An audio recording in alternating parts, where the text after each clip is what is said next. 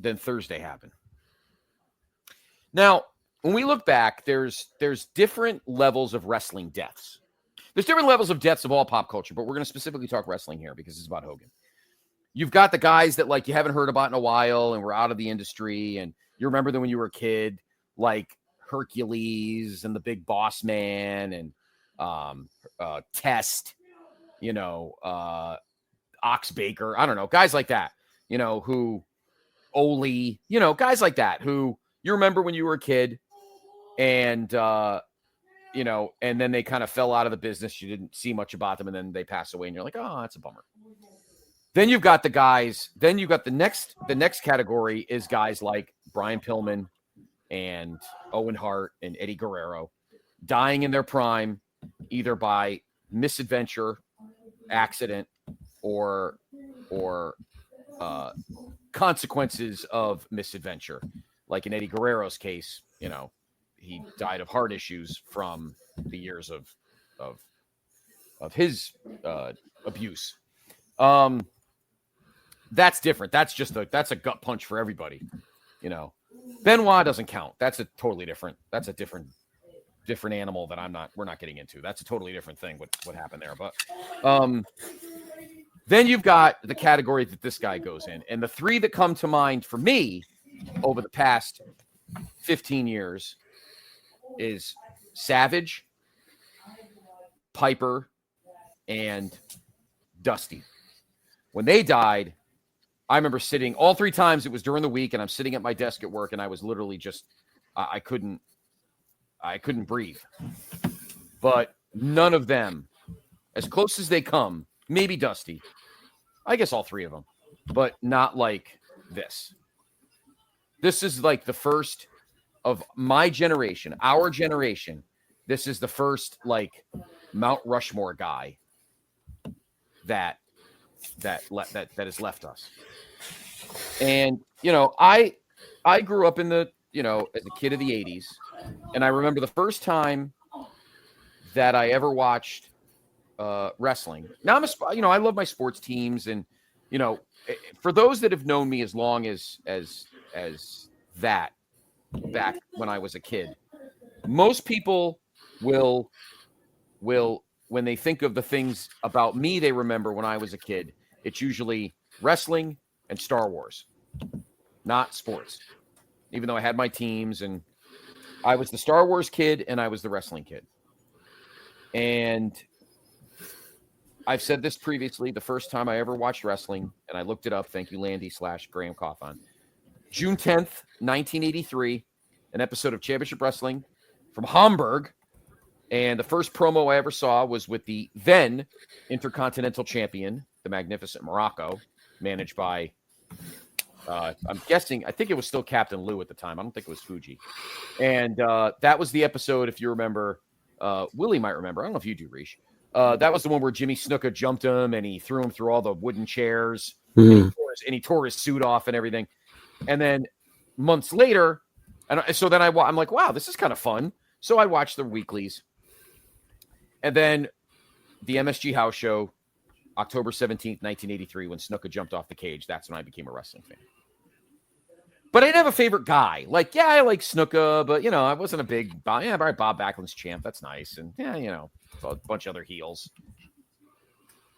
But I didn't find my guy, like my number one favorite guy that I could lean on, or that I could jump on as my guy. Until the night of January 23rd, 1984. Then I found my guy.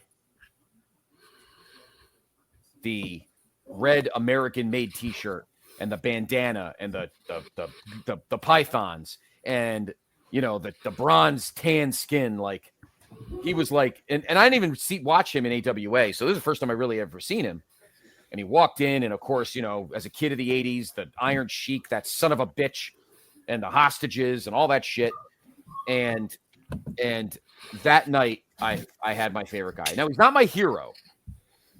Role models and heroes should not be athletes and wrestlers. Charles Barkley told us that. My hero was my dad. But he was the guy like we leaned on as our pop culture guy. The training, the prayers, the American flag, vanquishing all the bad guys. every week you were comfortable in knowing that in the end, Hulk Hogan was going to win for us. And the Hulkamania VHS tapes, the comps, the TNT appearances, the Python packs, which now we laugh at. But that first WrestleMania that I did not watch live, I actually rented the video. The first WrestleMania I ever watched live was actually I watched on closed circuit with my dad at the New Haven Coliseum. We watched the closed circuit of WrestleMania 2 and Hogan beating King Kong Bundy in the cage. My dad was pumped. My dad loved Hogan, and my dad met Bruno Sammartino multiple times. But Hogan was my dad's guy because I think he knew Hogan was my guy, and that was the bonding. Because my dad and I rooted for opposite football teams and opposite baseball teams. I think he was still disappointed I wasn't a Yankee fan, but he could blame his other sons for that. But I think we bonded rooting for Hulk Hogan. And my early birthday gift in 1986 was December 14th, and he took my brother and I to the Hartford Civic Center for a house show / Saturday night's main event taping. The main event, Hulk Hogan was defending the World Wrestling Federation Championship against Mr. Wonderful Paul Orndorff inside of a steel cage. You guys have watched this Saturday night's main event. You know where I'm coming from. This is the one where both guys' feet hit the floor at the same time. My brother, who hated Hogan, was the only one in the Civic Center who thought that Orndorff's feet hit the floor first. Danny Davis got it right.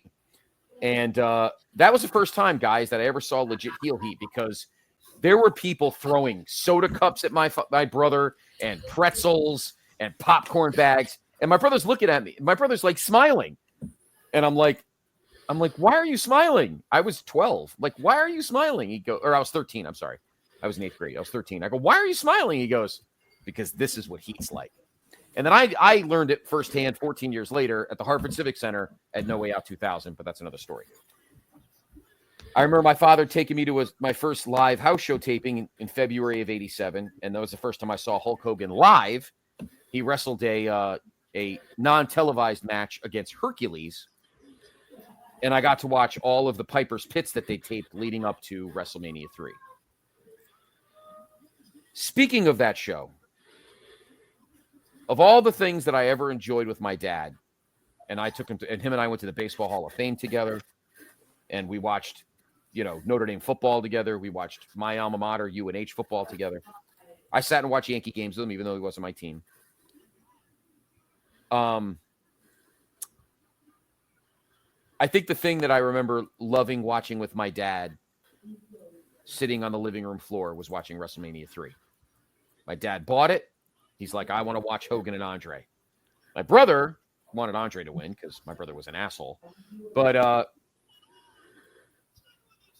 I'll never forget that day. That'll always be a day that lives with me for the rest of my life. That I bonded with my dad watching WrestleMania 3 and watching Hogan slam Andre. I mean, we didn't know. We were kayfabe. And I think that's reasons why I miss kayfabe. Well, Andre, I'm sure, lost matches. I'm sure Andre got slammed. But we didn't know that. We didn't have a history WWE.com. Meltzer wasn't that much of a dickhead to tell anybody. So seeing him slam Andre and then get the 3 count in the middle of the Silverdome was a moment that'll stand the test of time with me, because I watched it with my dad. And I look back now, I watched that match last week, guys, and just fathom this, that Jesse, I'm talking the whole package, that match, the whole package, Jesse's the only one left. Fathom that. We've lost Andre. Now we've lost Hogan. We lost Bobby. We lost Uke. And of course we lost. That's Gorilla. right, McMahon. Yep. And we lost. Don't get me started on Vince after what happened this week. I'm not getting into him. And we lost, obviously, Gorilla.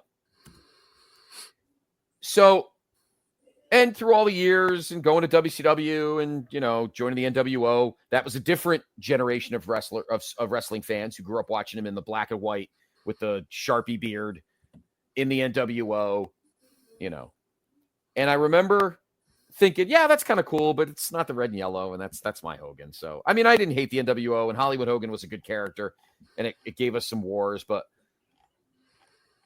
I think the next time I really enjoyed watching him wrestle was WrestleMania 18 at the Pontiac, I almost did it. I almost called the Sky Dome the Silver Dome. I almost pulled a Hogan at Sky Dome in 2002 when he wrestled The Rock. And that time when they locked up at the beginning and he shoved Rock down and he did the freaking pump up and the place went batshit. And I remember sitting at my buddy Mike's house and I'm like, oh my God, I'm 11 again. That's what made him great. He got it.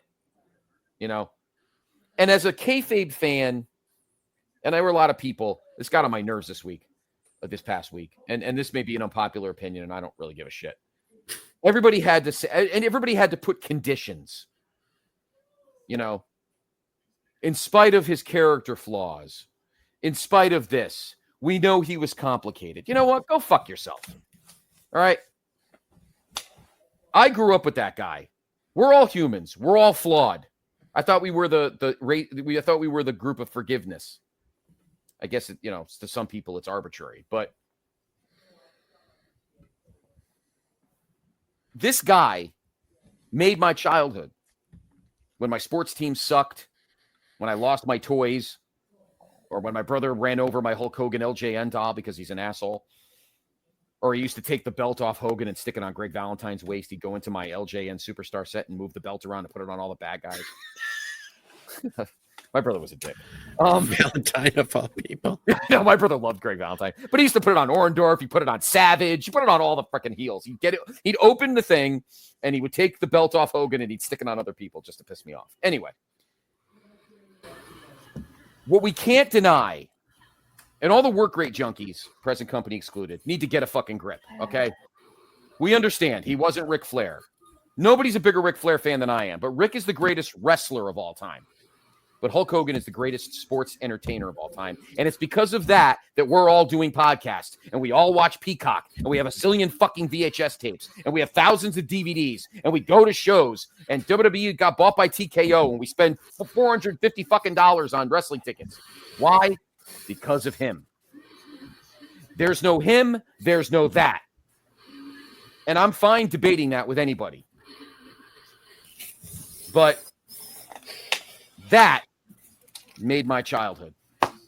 That is why I became a wrestling fan. That is why I'm still a wrestling fan today. That is why I do pods with wonderful gentlemen such as yourselves. Otherwise, to me, it feels like another job. That's why. So yeah, that one kicked me square in the nards, to quote the great movie, The Monster Squad.